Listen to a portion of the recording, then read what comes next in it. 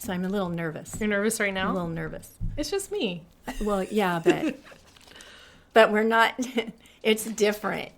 It's just a conversation, except I don't have headphones on when we're having a conversation. And a mic in front of my face. Yes, exactly. So That's it's fair. a little different. That's fair. All right, okay. Welcome to Mommispace, the podcast for moms of all stages. My name is Aubrey Coots, and this podcast was created to give moms a voice to share their experiences and to share that there is not just one way to be a mom.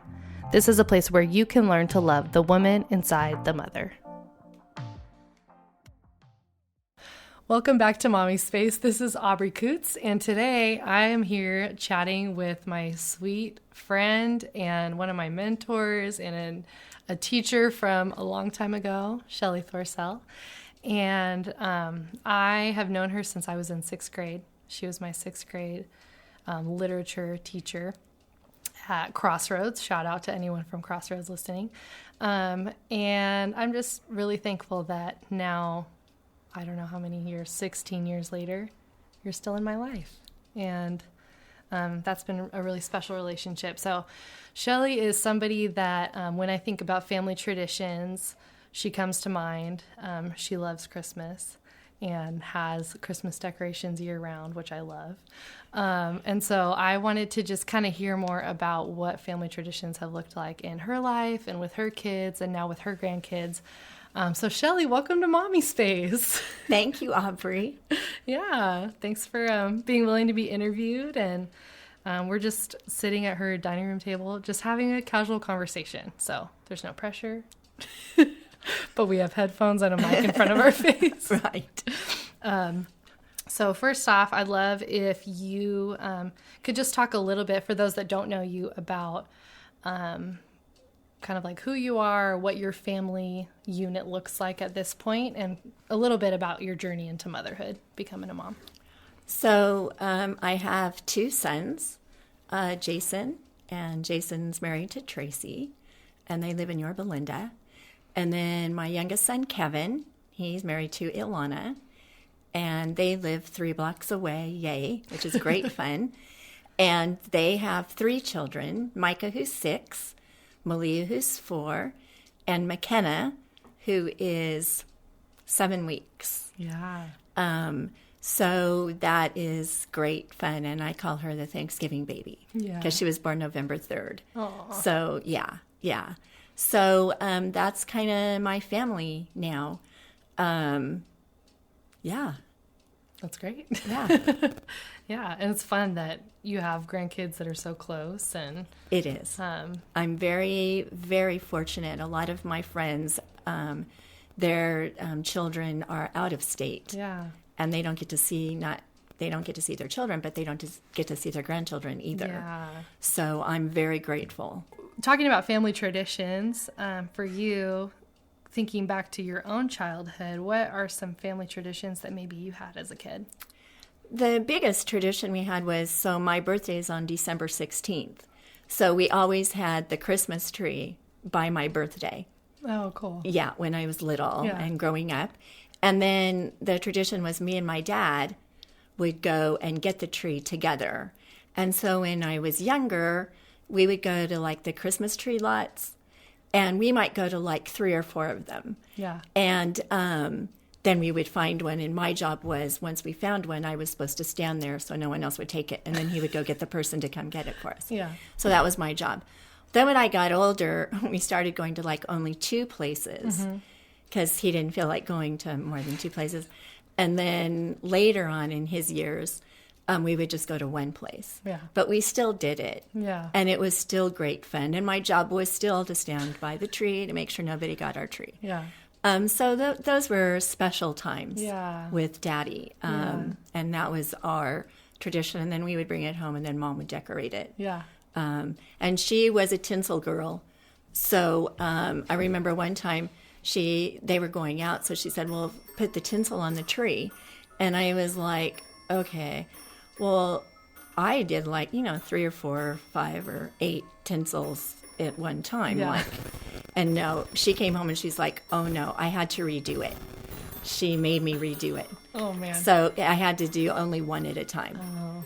And since then, I don't do tinsel. You were tinsel traumatized. I was tinsel tainted. I'm tinsel tainted. You're all, no more. No more. Exactly. Yeah. Exactly. That's funny. Yeah. It's funny how those things stick with you. Just like one experience, you're like, well, we're not doing that. We're not doing that anymore. Yes.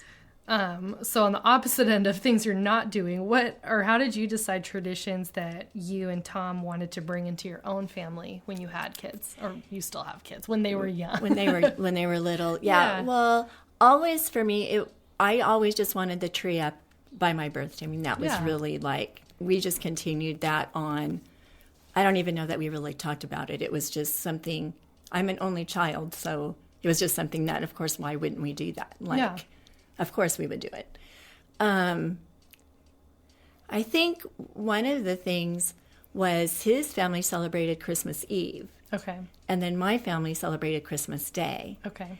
So I know we had that conversation, which, what are we going to do as a family unit? Yeah. And then, again, I'm pretty sure I was the only kid, so I'm pretty sure I just said, well, of course we're going to do it on Christmas Day, because that's how I always did it. Yeah. So I think it was, I don't remember like a discussion about it. I know we talked about it, but I don't know that it was ever like, okay, yeah, we're going to do that. Yeah. I think it was just like, that's what I always did. So we just continued that. Yeah. So, which actually worked out good for us, because then we were able to go to his family Christmas Eve every year, and then my parents Christmas Day. Okay. And when your boys were little, did you have like things that you guys would do every year for Christmas? Well, we would go and cut the tree down for a long time. Yeah. We would go to the Christmas tree farm and cut the tree down, and that was fun. And then there was one year where we went, and Mrs. Santa Claus was there, and she had made jam. So we bought some jam. And Jason wouldn't eat the jam because it was from a stranger. Because, you always told him, you don't take stuff from strangers. That's right. So he was like, Mom, but we don't know. She was in a motorhome. Like, we don't know Mrs. Claus. And but it was Santa. It's Mrs. Claus. Yeah. And he was like, I don't care. I'm not eating it. So, so that was kind of funny. Yeah, funny. And we would go to the boat parade. Yeah. Down at Balboa. We did do that every year. That's super fun. So that was great fun. Yeah. And it's just so pretty down there. And then, so those were some key things. I also, you also had stockings. You have to have stocking. Yeah. So we did that. And I remember Tom's family, in your stockings, you got oranges and nuts. Yeah. And maybe some gum. And no, I got presents in my stocking. Yeah. Like, I got jewelry and nail polish. Everything was wrapped. Yeah. And so I did that for our kids. Like, they would still get, like, gum or whatever. But they also would get, like, Hot Wheels cars. Everything was wrapped. Yeah. Hot Wheels cars and, just that kind of stuff. Yeah. But no oranges or... They didn't get fruit. No oranges or nuts. No. Not in your stocking. No. I know. That's so funny. Our stockings right now are hung by the fire, where they should be. But they don't have anything in them. And I was thinking about that today. I'm like, I need to figure out what I'm going to put in these stockings. Yeah. And that is hard. It's hard to know what you're going to put in them. Yeah. Because... it is kind of a tradition, what you put in. I know. You don't want it to be, huge. Like, we were on a budget. Well, I say we were on a budget, but I didn't always follow the budget at Christmas time. But, you had to be careful. That's why, Hot Wheels cars, 79 cents at Target. Yeah. So you could get That's 3 doable, and stick them in. Yeah. So you can do that every year. Yeah. Where you kind of do have to be careful what you're going to start putting in there. Yeah. Because as they get older, it gets harder. Yeah. No, Hot Wheels cars are always good, no matter how old you are. That's true. They still get them. I feel like my husband would yes, like Hot Wheels. Exactly. Oh, yeah. Tom still gets one. Yeah. He gets one, too. Yeah, they all get them.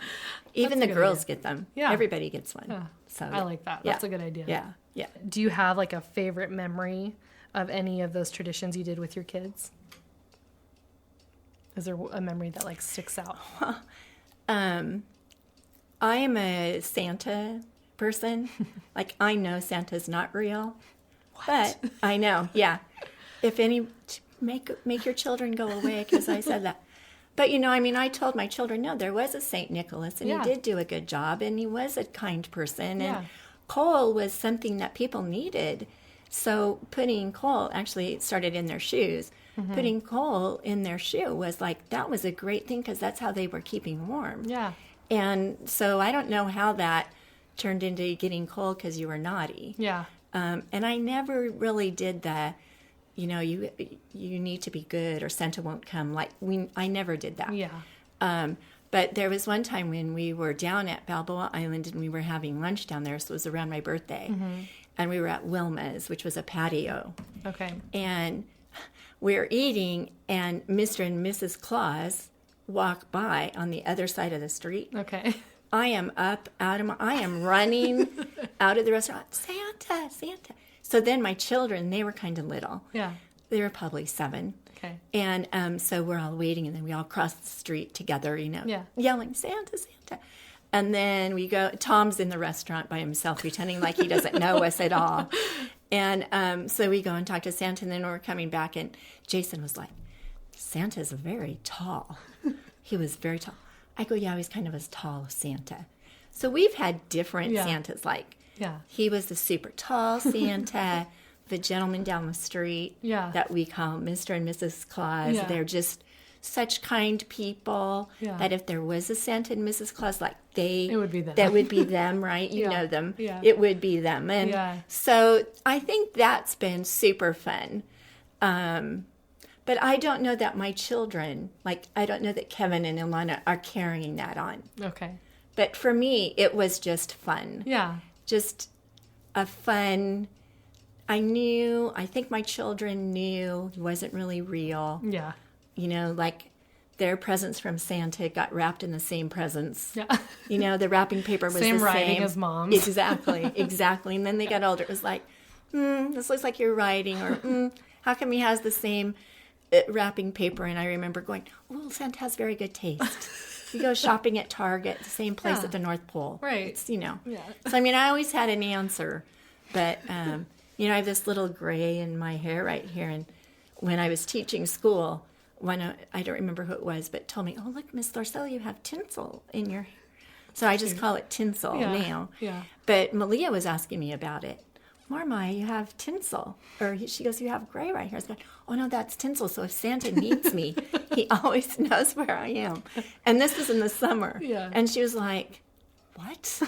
Yeah. So confused. She's 4. Yeah. So, it was funny. That's cute. So that I think that's been one of my fun things. Yeah. Has just been to always have that kind of, yay, Santa. Yeah. Yeah. It's just fun. But it's not the focus. No, it's not the focus. And he's not God. He's not Jesus. He's not Christ. Yeah. It's nothing like that. It never took that place it's just a fun it was thing. Just fun. Yeah. It was just fun. Yeah. So, yeah. Yeah. When I chatted with my mom, because we did Santa growing up too, but it kind of similarly, it was never the biggest thing. And my mom was like, whatever your big gift was never came from Santa. We didn't want to give him the credit. Santa got you, Hot Wheels or something in your stocking that was smaller. Yeah. And the big gift came from mom and dad. Right. Exactly. But, and I know people have different views on whether or not they want to do that with their family. For us, it's a fun thing. It's just fun. Yeah. And we don't highlight it, but it's fun. Yeah. What are, I feel like you've already shared a lot of different ideas for this, but what are some fun and practical ways for moms listening to start traditions with their families? Well, I think it has to be something that you really like and something that you're going to do. Yeah. I remember one time I went to this, it was a Christmas tea, and the speaker talked about baking cookies, sugar cookies, and she had, all the cutout of the nativity scene. And then as you were baking with your children, you would, remind them about the Jesus story and what Christmas is all about, and da-da. Yeah. And it would just create such a great memory, and da-da. And I was like, oh, yeah, I'll do that. I did it one time. My children didn't like it. It was horrible. It was the worst experience of my life. And I never did it again. And we did it one time. Oh, no. And that was it. They were not interested. Yeah. So you kind of have to find like something that you are really going to want to do, even if your kids aren't super gung-ho about it. If you're gung-ho about it, they'll eventually come on board. But yeah, it has to be something that you really want to do. Yeah. And something that like for me, it was like, yeah, no, I'm not going to do this again. It wasn't fun for them. And I wasn't interested in, it wasn't that important to me. Yeah. Getting ready to go to the boat parade, that was more fun. Yeah. Getting your mittens and your hat because it was cold down there. That kind of stuff was fun. Yeah. So I think you just have to decide what you want to carry on in your family. Yeah, that makes sense. And I think it's kind of nice too. Like I know you and Alexis have such a great relationship where I think you sit down and you're intentional about how you want your family to be. Yeah. And I think that's really cool that you're doing that. So I think you sit down and you talk about it and you're intentional about it, which I don't remember Tom and I like being that intentional as a couple. It was more like him being intentional. Oh yeah, no, every year the boys get a tool from him. That's his tradition. Yeah. So he's cool. That's his intentional thing. But we never really like sat down and had a discussion about how are we going to do Santa or how are we going to do, whatever. And I just think it's nice if you do sit down as a couple and you do make those decisions intentionally. Yeah. So everyone's kind of, on that same page. I mean, obviously, like for my husband and I, like it's like we grew up with different traditions and getting to talk through some of those things. Like, I interviewed my mom and his mom recently on family traditions. And in my family growing up, Christmas morning, we always had cinnamon rolls. And his family, every Christmas morning, they'd have a Christmas casserole, like a breakfast casserole. And so when we got married, we were like, well, what are we going to do? And we make Christmas donuts. That's like our thing. So every year, where it's like, it's fun getting to bring things from your own childhood, but also getting to be like, well, what do we want to do? That's our own special thing. So And you kind of came to a compromise. Yeah. Because it's kind of, you can say donut's kind of a little bit of a casserole. Sure. For sure, it's as part of a cinnamon roll. Yeah. You can do that. So see, it's kind of cool that you came to that kind of compromise. Yeah. Yeah. That's cool. Yeah. In retrospect, what is something that you wish you could have told yourself as a young mom in the holiday season or craziness or busyness or with in-laws, like all the things? Yeah. Probably that everything doesn't have to be perfect. My in-laws were super gracious people, but everything was thus and so. Everything had to be done perfectly. And my family was more like family style. You put all the food on the table and you passed it. And Tom's place was just a little more formal. And I think I did a good job of taking both of those things and blending them together. Yeah. But, when Thomas' family would come here, it was a lot of pressure to perform and make sure the meal was on time and the china was perfect or the Christmas plates matched and, blah, blah, blah. And it just didn't go well. I think I only did it once because it didn't really go great. So I think I would tell myself, and I would encourage you guys, just kind of know it is not going to be perfect. Don't go in with expectations. We all go in with expectations. Try to not have too many expectations. Yeah. And then just know that it's just a day. And it's Christmas Day, and your children are going to be tired, and they're going to be excited, and they're probably not going to want to take a nap, and there's just going to be, it's just a crazy nuts day.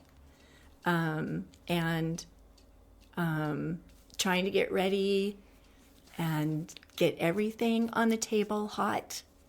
Forget about that. There's no way to get turkey on the table hot. That's why you have hot gravy. Yeah. That's yeah. So I would think that would be, I would go back and try to not put so much pressure to have everything perfect. Yeah. And to just go, oh, well, this is what it is. And it's not about the food. It's not about, the stocking. It's about being together, really. Yeah. And sharing that time together.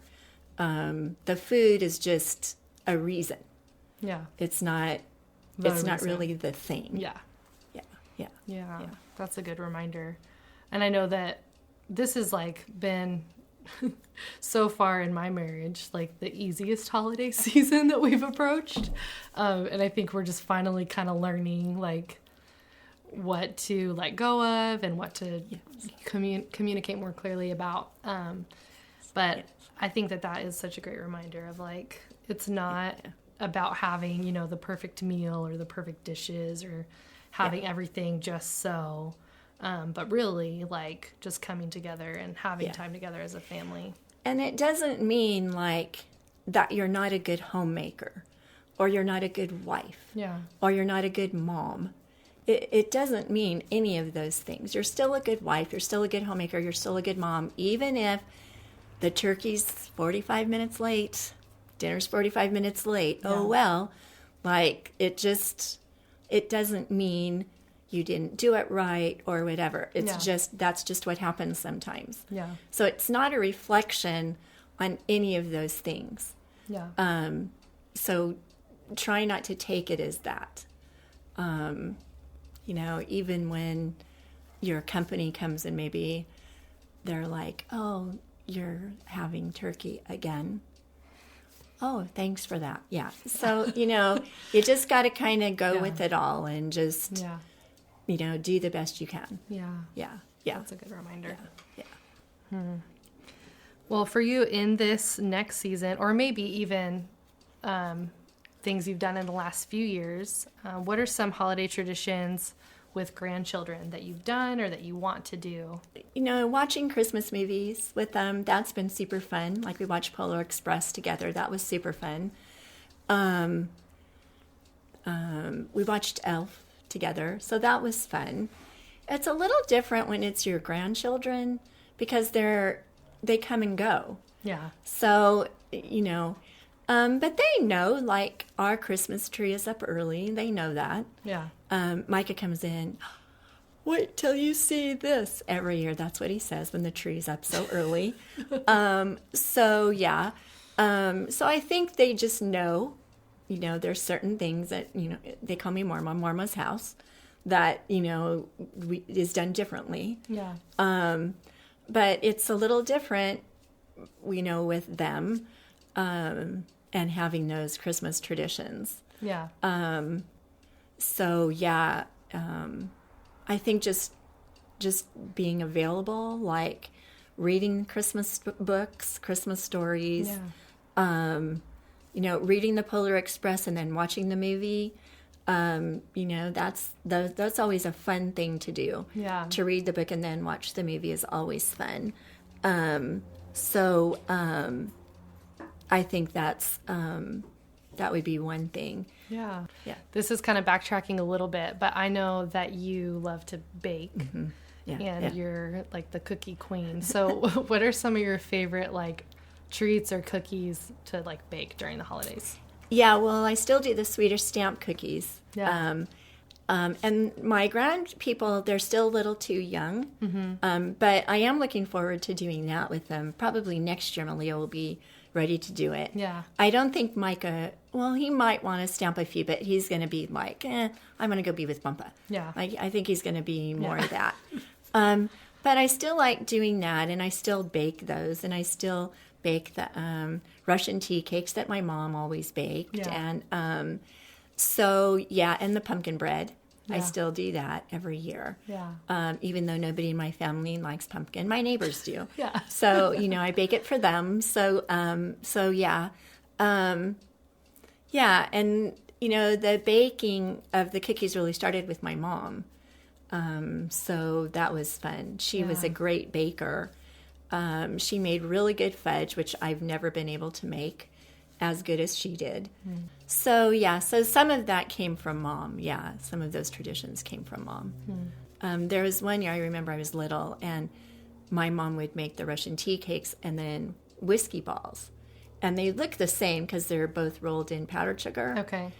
Well, you're not supposed to eat them before the company gets there, but nobody was watching. So I took what I thought was the Russian tea cake, and it turned out to be a whiskey ball. No, that was like horrific. So I learned really quickly to make sure, don't want to have those anymore. Yeah. Those are definitely an adult taste. Yeah. Which funny. I still probably would not like. Yeah. Okay, so my next question for you, other than being fun, why do you think family traditions are valuable to have? Well, I think it's the memory. I think back to Daddy or Mom and just, even, having to redo the tinsel on the tree. Still, it was still a memory, and it was still something that we always did. And it was kind of like a stamp to what your family, who your family is, kind of. Does that make sense? Yeah. So I think family traditions like Christmas traditions, but even other traditions that you have, when we would go to the Colorado River and me and the children would stay extra days, and then we would take the wave runner over to Bad Knocks and have a Coke and play 2 or 3 games of pool and then go back. And we did that every year. That was the tradition, and they looked forward to that. And it was just fun. It was something me and the children did. Yeah. And it was just kind of, and the waitress there knew, she remembered us every year. Yeah. So that was even fun too. Yeah.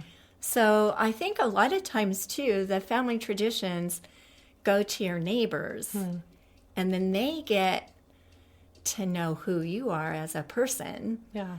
And then that becomes then an opening for who you are in Christ. So a lot of your family traditions, when your neighbors come over or other family members who maybe aren't Christ followers, it makes a statement kind of for them, like, this is who we are as a family. Yeah. This is what we do as a family. Yeah. And even though, it seems kind of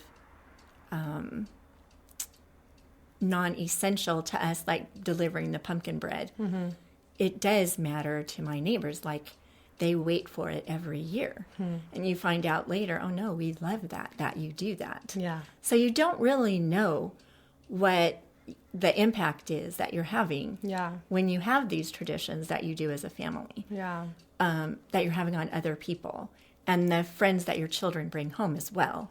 It's not just the adults. Yeah. So it's kind of a nice, it's just kind of a family stamp of who you are. Yeah. I love that. That's like a cool way to think about it. And even just like for me, thinking back to my childhood and growing up, I feel like there's so much of like the day-to-day stuff that you don't remember, right. But you do remember some of those sweet memories, like you said, with like taking the wave runner to Badenox, like different things like that. Those are like the things now as an adult that I remember from childhood. So I like that. And like you said, just having that like stamp of like, for you guys, like, this is what the Thorsell family does. And people expect that and anticipate that. And that's cool to hear too. It's kind of like your shield. Yeah. You have a million years ago when they had the shields to protect themselves from battle. But it's to said who they were. Here's my family crest is on the shield. It's who you are. That's kind of what your family traditions do. They kind of make a statement for who you are. Yeah, that's cool. Yeah, I like that. yeah. Well, thanks for chatting about family traditions. I do have one closing question that's not necessarily, but can be related to family traditions. For you, what is the legacy that you hope to leave your children and grandchildren? Yeah, that's a huge question. And I'm wondering if it changes. Yeah. As one gets older.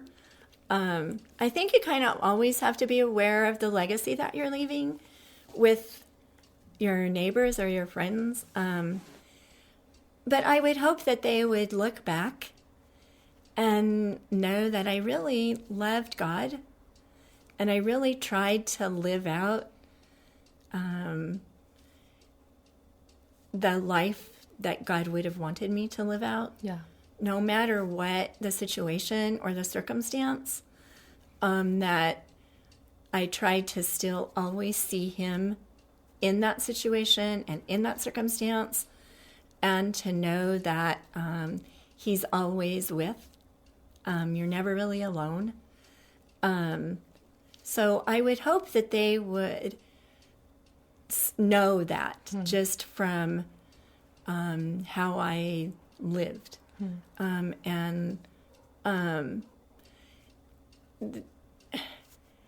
I just read this thing and it talked about not looking at God in the circumstance, but remembering who God's character, like what God's character is, so that in your circumstance, you remember who God is, and that he is the God of impossibilities, and he is sovereign, and he does love us.